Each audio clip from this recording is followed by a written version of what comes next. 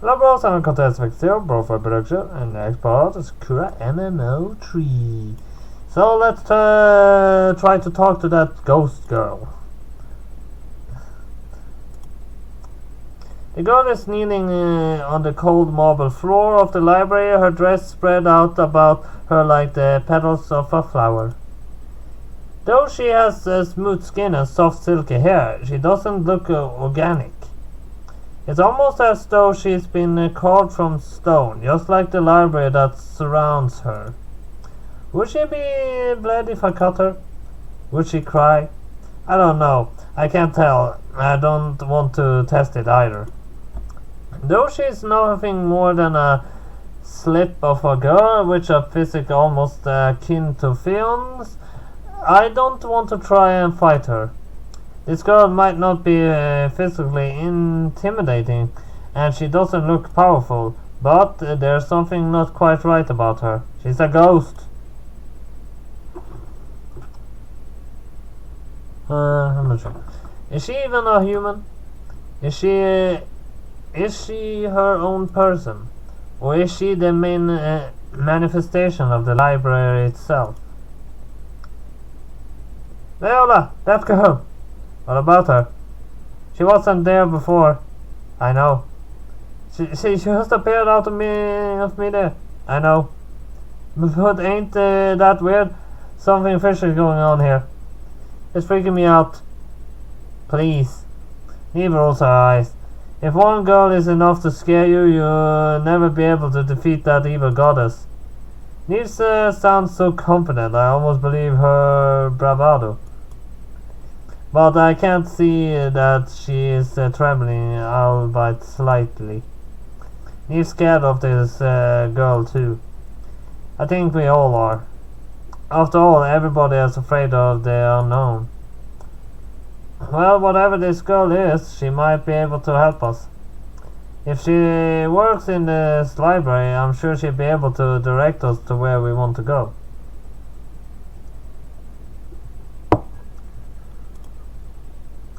That's a good idea. Ask her a few questions. You mean you're going to talk to her? Ain't you scared? Me? Scared of a slippery girl like this? Of course not. I'm the Dark Witch, Viola. I walk towards the girl, my heels clacking against the marble floor. Excuse me. I'm the Dark Witch Viola. Perhaps you heard of me. This girl lifts her head. The moment our eyes meet, the blood in my veins runs cold. The blood in my veins. Her eyes. They are pale blue like ice, but even colder. A shiver runs down my spine. No human has eyes that cold or empty. That dead. What in the world happened to her? Maybe she was alive once, like me. But she's got lost in this library for too long, and it sapped all of the humanity in her heart. I feel my resolve wavering, but I know I can't stop now. If I lose my nerve, we'll never be able to defeat Iona, and our journey will have been for nothing. As the leader of my crew, I can't afford to get cold feet now. Like I said, I'm the Dark Witch Viola. I'm here on a quest for my crew.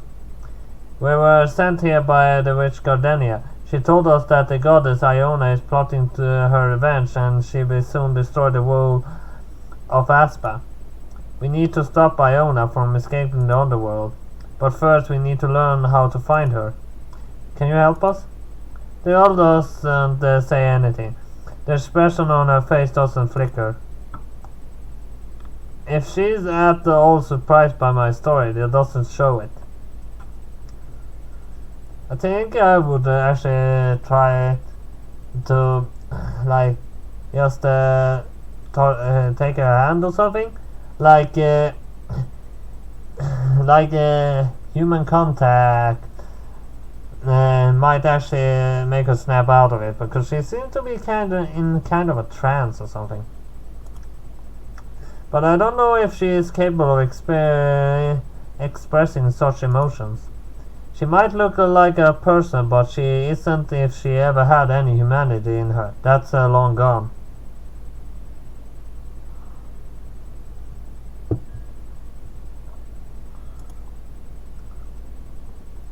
Still, the girl rises to her feet. The book in her hand disappears, as do the books that were floating about her.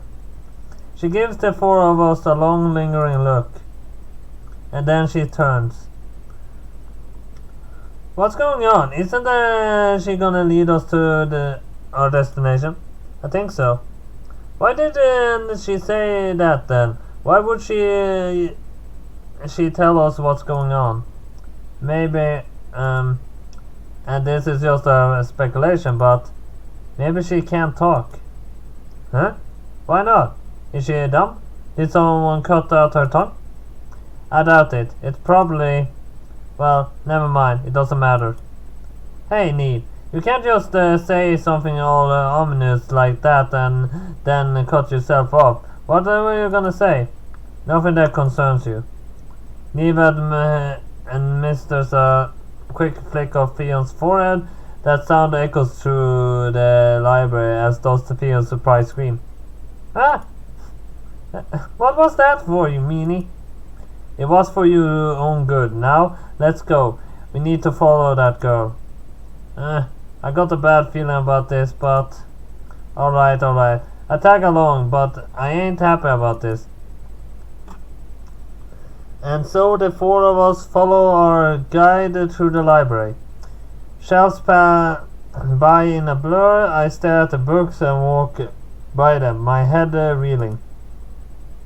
There are books stacked upon books, stacked upon books, stacked upon books. Probably. Some of the books look old and their spines are faded and worn.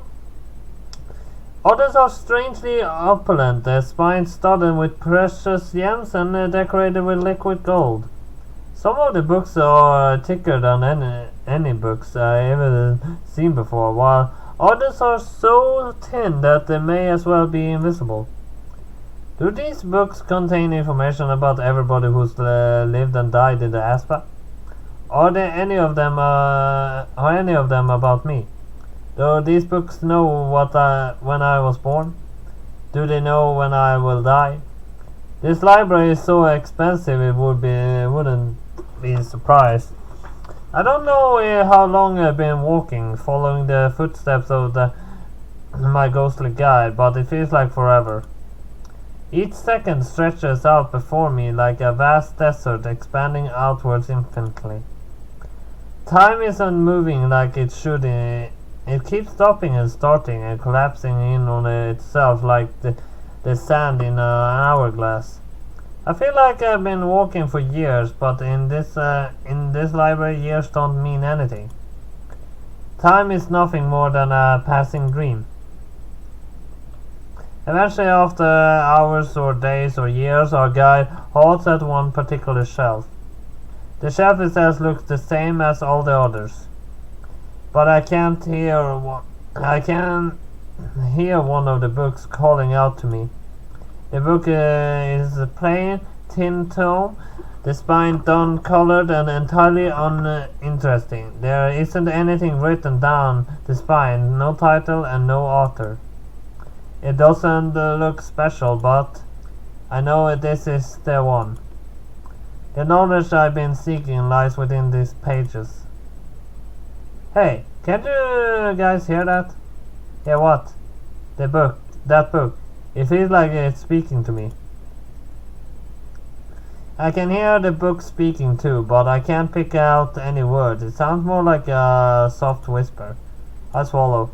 This is why we came here, risking life and limb as we sailed across 7 seas. But is this really alright? I look at our guide for confirmation. Can we check this book? Our guide remains mute and soundless like a horrible realistic sculpture or else an animated corpse. Until after an uncomfortable silence she nods her head. I take that as a yes then. My heart pounding, fingers trembling, I reach out and take this thin brown tome from the shelf. Larry, Neve and Theon crowd about me as I open its pages. The pages are thin and brittle. They must be incredibly old. I handle them with as much care as I can, not wishing to damage the book. What would happen if I tore a hole in an item this precious? Would our mute guide steal my soul as punishment? I'd rather not find out. As I squint and spread the pages of the book, my eyes narrowed. The text written inside the book is alien to me. It isn't written in Japanese or the more European-inspired SPM. It's like no language I ever seen before, in an alphabet unfamiliar to my eyes. But I can't still understand what it says. I know how to find the underworld. All of a sudden I can see it. I can picture it. The entrance to the underworld is... no way. There's just no way. The entrance to the underworld, of all places, why does it have to be there? The rest of my time in the Forbidden Library passes by in a blur. When I arrive back on the boat, I feel disoriented. It feels like I'm awoken from a deep dark sleep. Yo! Back so soon? So soon? That's right, I figured you'd be there way longer. How strange. How long were we in the library for? I don't know, wasn't keeping track, not that long though. Maybe 10 minutes? Only 10 minutes? Give or take, yeah? No way, that's impossible. We were in there way longer. Longer than 15 minutes. Where did all that time go? Do you really need to question it? It's an enchanted library. Well, I suppose it's better that time moves slowly inside the library as opposed to more quickly. It would be a disaster if we emerged and learned that 10 years had passed. Is something like that even possible? With very ancient arcane magic, possibly. If the stories are true, then the gods themselves built that library. They're capable of anything. All of aspects malleable beneath their fingers and even the flow of time. Jeez, these gods are kind of scary. I think they might even more nuts than you need. Okay, one thing. The gods in that in the MMO game, technically, the gods are the creators of the game. But I think the creators went a bit nuts because apparently everyone is alive now. Oh, and what do you mean by that exactly? Nothing. Feels lost, but her loss sounds uneasy and it soon fades away.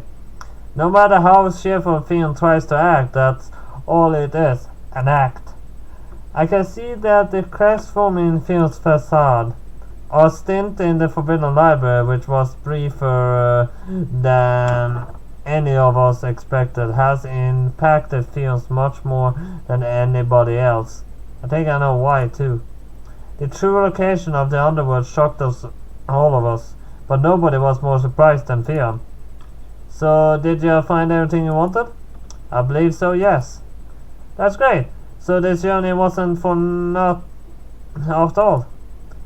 We managed to defeat the Kraken that bested me all those years ago, and you found the lost puzzle piece you need to complete your quest. So what was that library like? It doesn't look like much out the outside, but I bet it's super fancy within. Well, all the walls made of solid gold, was the floors covered in plush carpet, where the boatloads of jewels everywhere, making everything glitter. It's money all you think about. Well, I am a pirate. Gold's about only the thing that gets me fired up nowadays, and glory. How woefully simple-minded it is.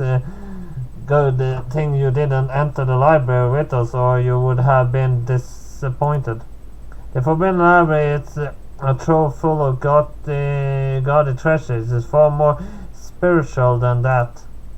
Spiritual, huh? Well, that doesn't sound very interesting. Maybe it's a good thing I didn't go after all.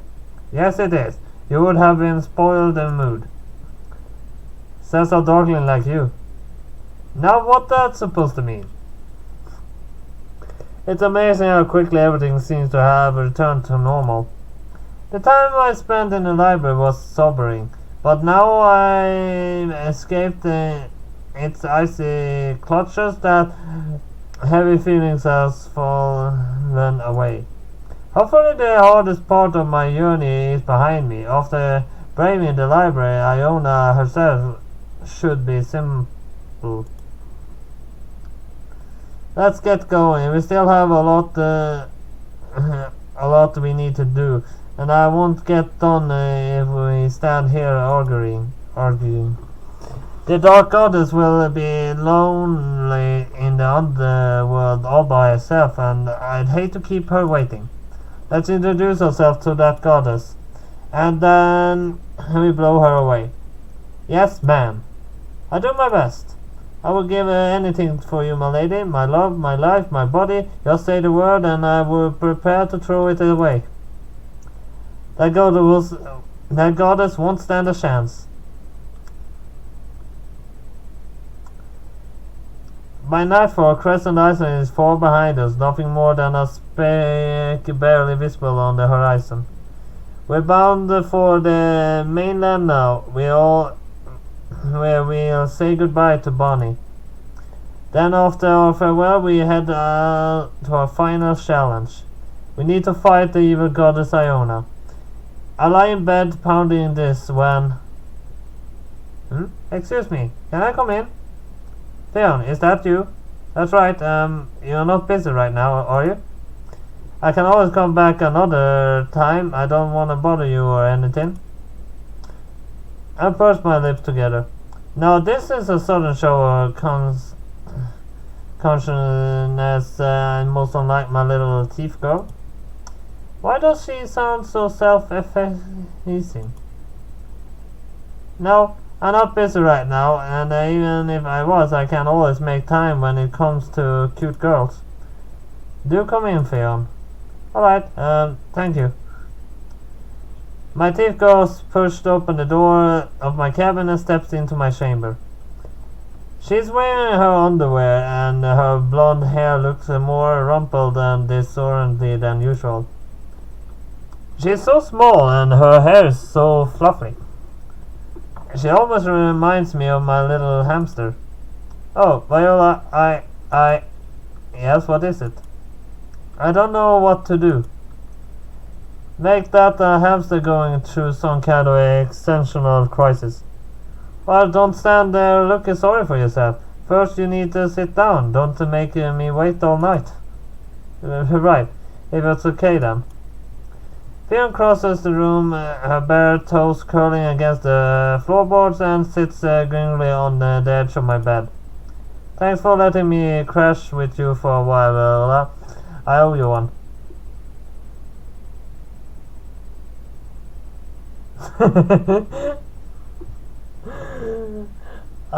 This is like clear show. This is actually a hard choice. But I have actually kissed people without it actually meaning something. Girls then, of course. But kiss her. Why not? Yes, that's right. You don't owe me for my kindness, and I think I'm ready to collect my reward. But yeah? But Theon doesn't get a chance to finish that sentence and silence her with a quick, light kiss. I draw my lips away, smirking to myself. Theon meanwhile looks up at me with dazed eyes, her cheeks flush. I didn't expect that. Tut. I click my tongue against the roof of my mouth. And I thought you were supposed to be a thief, Theon. Aren't the thieves meant to have a quick reflexes? We are, but I haven't been a thief for a while now. I've been living with you these last few months, and I haven't had to swindle people for coins. I guess it grows too used to a life of luxury. My senses are getting dull.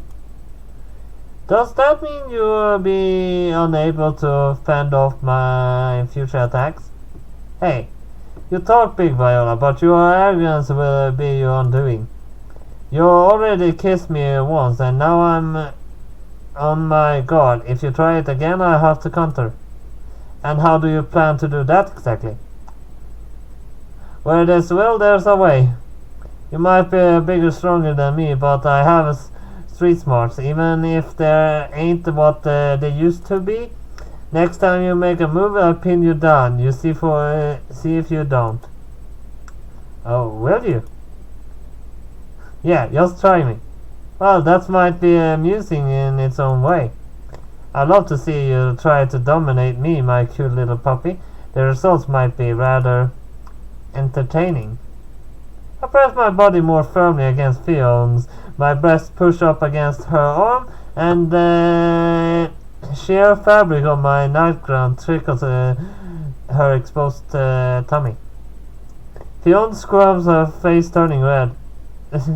That tickles. What does? Your nightdress. It's made of this weird flimsy stuff. It feels all soft against my skin. That's because my garments are made of the only highest quality of clothing. I could prepare nice clothes for you too. I believe you offered many times to update your wardrobe, but I look at Fiona up and down, frowning. My little thief girl's choice of clothing have quite a lot to be desired. Her casual clothing are grubbly enough for her, but her night clothes, if rather tattered, the bra and those torn panties can be called as much as or even worse.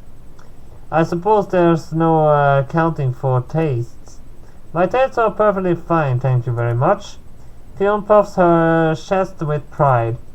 Clothes don't make the man, you know. No matter how fine the fabric you drape your body with, that won't change who you are as a person. My papa always told me it's what on the inside that matters. And he may have had a point, but I shake my head. I guess there's no point arguing about this. Well, enough about your clothes. I lectured you about this often enough. What I really want to know is, why did you come to my room so late at night? Well, it's complicated. Yes, things often are. Though Fiona hasn't told me what she hear, I think I already know. Fiona's been my trusty companion for a good while. We've been on various adventures together, and I've grown to understand her quite well. You're worried about going to that plaza again, aren't you? I don't specify what that place is, but I don't have to. Fiona's whole body stiffens like an ice sculpture, and those color drains from her face. It looks like I was right, I knew it. But how could you guess? I was trying to act like I didn't bother me all day. I know you were, and it was a valiant effort, but you're not half that actress you think you are. Says to you, and I was able to fool you the first time we met, remember? Maybe you were, but that was before I had the privilege of spending so much time with you. I can't tell when you're bottling your emotions up, Fiona. The truth was bluntly obvious. I guess I ain't a good liar as I used to be. My skills really are getting rusty. Maybe I should start training with Alaria, just so I know I can still hold my daggers steady. Fiona sighs and rests her head against my shoulder, as though admiring the feat. The coils of her soft blonde hair brush against my bare skin. Being so close to Fiona and breathing in the unique scent is comforting. You're right, Viola. I'm worried about going back there. Of all the places that entrance to the underworld could be. Why did it have to be there? It's almost like the Dark Goddess is trying to mock me. Will you be alright going there again, Fion? It won't upset you, will it? It's upsetting me just thinking about it. But I know I ain't got any choice. I don't want to hang back and let you and the Lair Neve do all the work. I don't want to go to the place again. It has too many painful embarrassing memories. It's kind of scary, actually. But I know I got to be brave. I can't let myself get worried. I'm supposed to be the one who cheers everybody up. Damn it. Oh, Fion. I look the crown of her blonde head when I exhale her fine golden hairs quiver. My thief girl tries to be cheerful and silly and irreverent, but even she has her own worries. That goes without saying. She's only human after all. Any girl would be afraid of that place, its famous landmark across Aspa. Though notorious would probably be more accurate. Who would have thought that the entrance to Underworld would be there? In Asphalt 9, it's regarded as a perverted joke created by the game development company.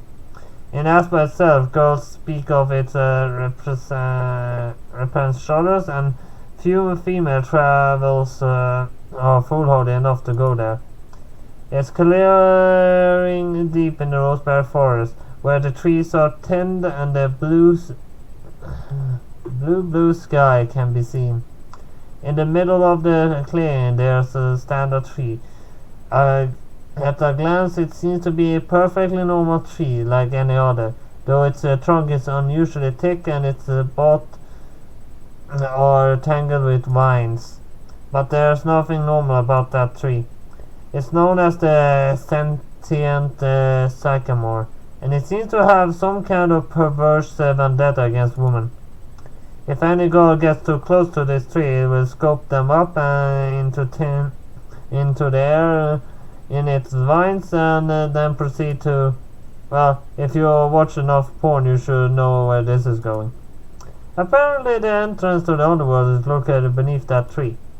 The book in the Forbidden Library said the tree was planted to keep unsuspecting people away from the underworld and the banished darkling's goddess Iona. The goddess' intense hatred, however, warped the tree which guarded the entrance to the underground realm. Half mad with jealousy and hatred of her lover, Ion abandoned her for another woman. The tree now acts as Iona's darkest desires. Is fueled by the hatred and anger of a goddess burned. A tree that assaults women. The same tree I brought Fion to when I intended to punish her. In the end,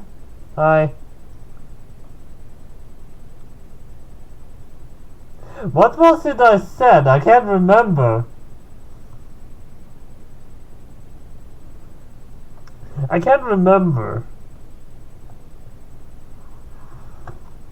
Let me think for a moment.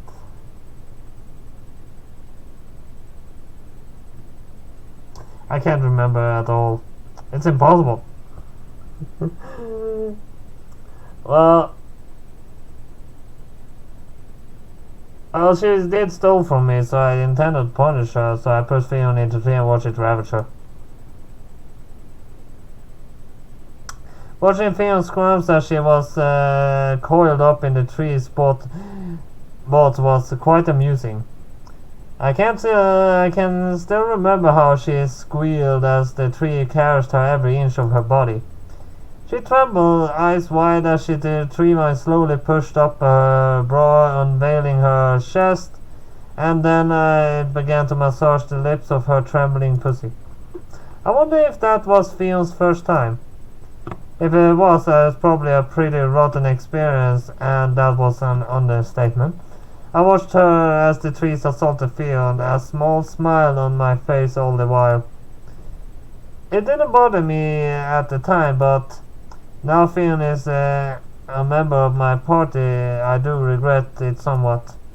It took a long time for me to regain Theon's trust. I had to rescue her sister Holly and help her escape from the guards at Moutier, but that's a whole other story. Sufficient to say, my thief girl made me feel kind of guilty for my actions. It was that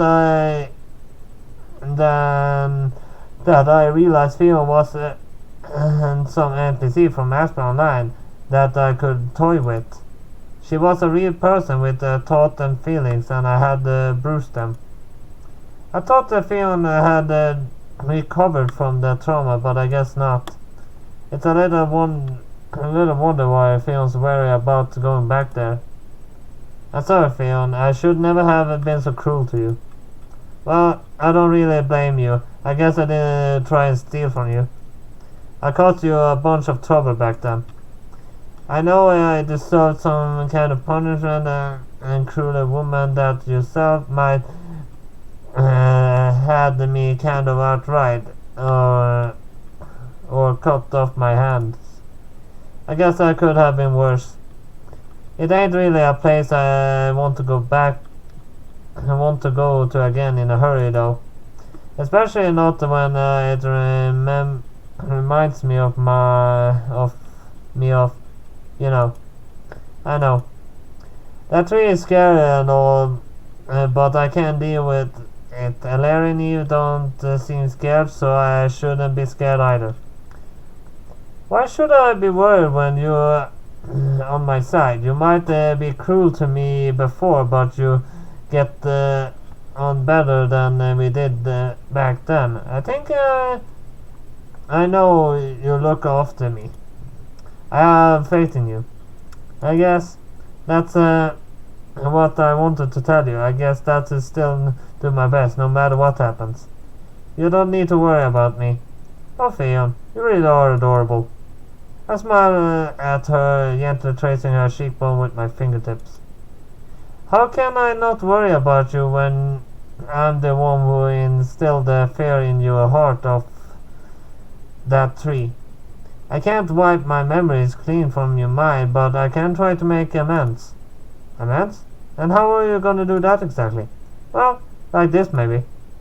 I shuffled over closer to Theon in such a thing is possible and wind my arms about her back in an embrace. Theon stiffens a little at first, perhaps surprised, but you dummy. Eventually she softens in my embrace. My little thief girl exhales in the soft side, her lips pursed and winds her arms about my waist. You weren't supposed to make me care about you this much. I've been on my own for years, you know.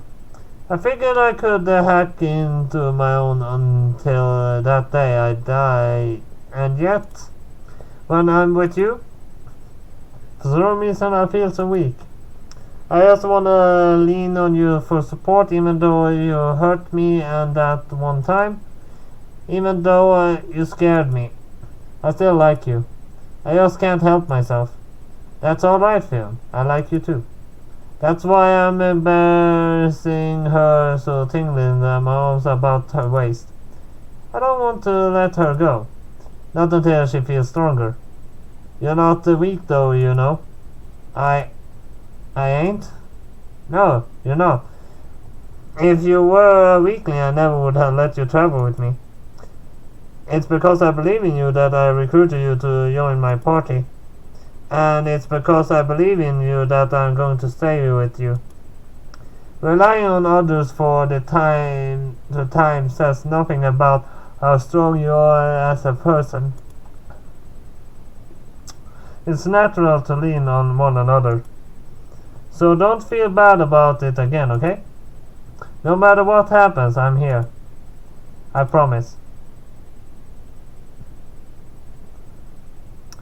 The journey back to the mainland takes less time than I expected.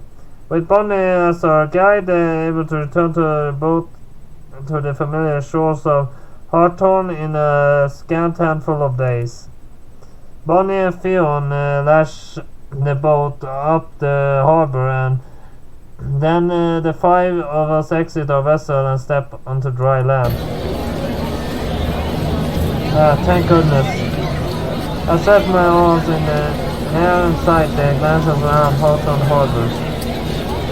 Various boats with different sizes dashes up the harbor besides mine. Larger trading vessels owned by companies, small boats belonging to independent merchants, and a handful of fishing boats that decks cutlery buckets filled with the latest hauls.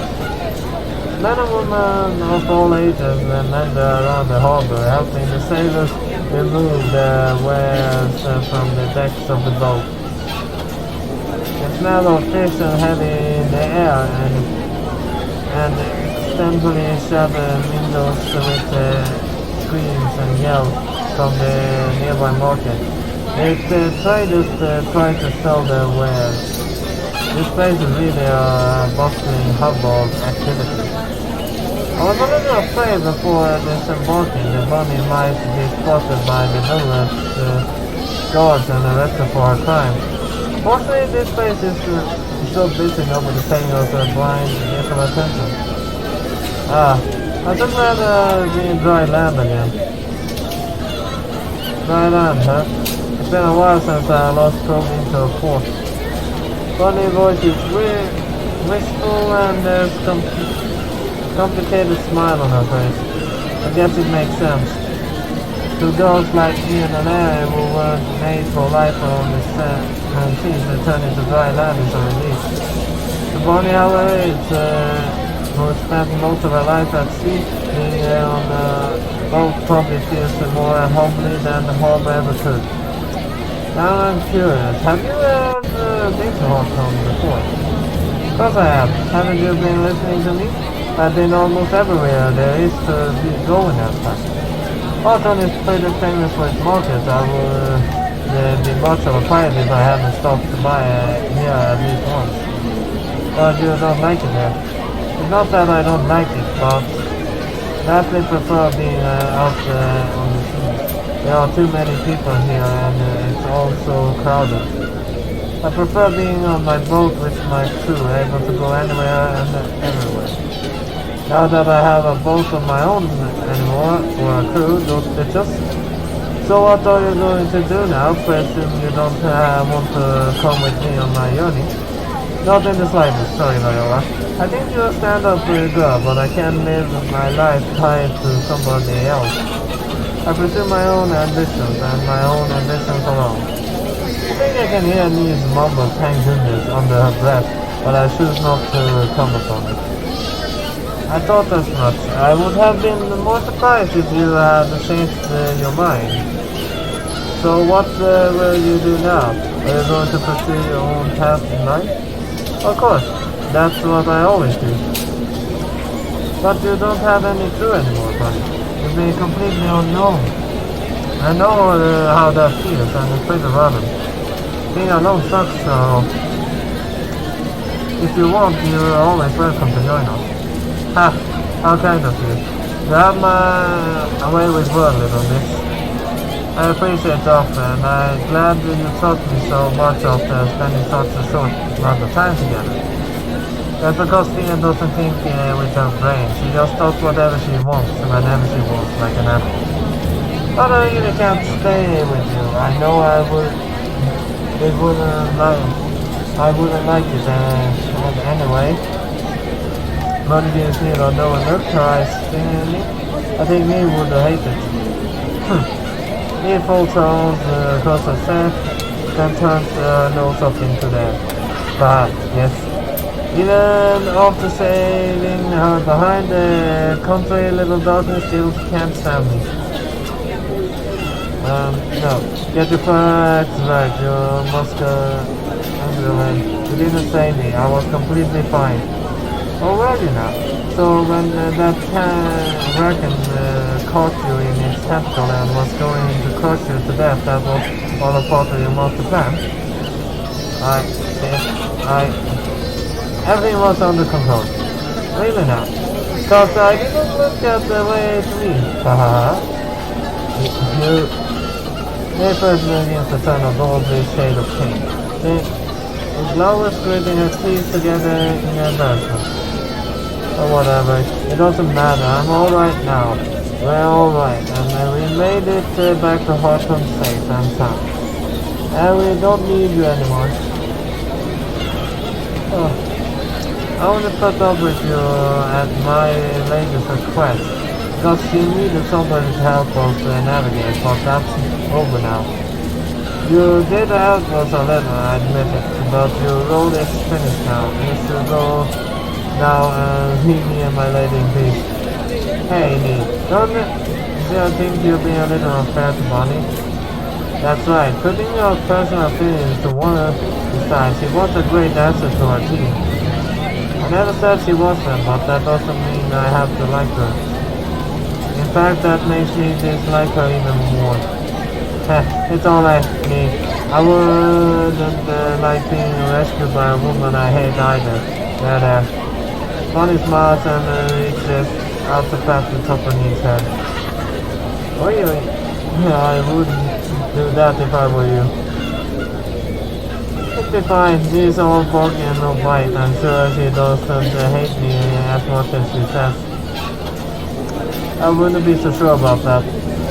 If she doesn't bite you, you have nobody to blame but yourself. But you know me. I'm not the sharpest tool in the shed.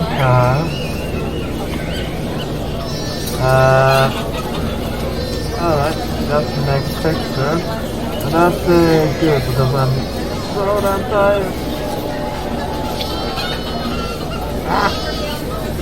Stop doing that. Alright, so that was all I have to Sakura MMO 3. This time I came on the set. Bye bye!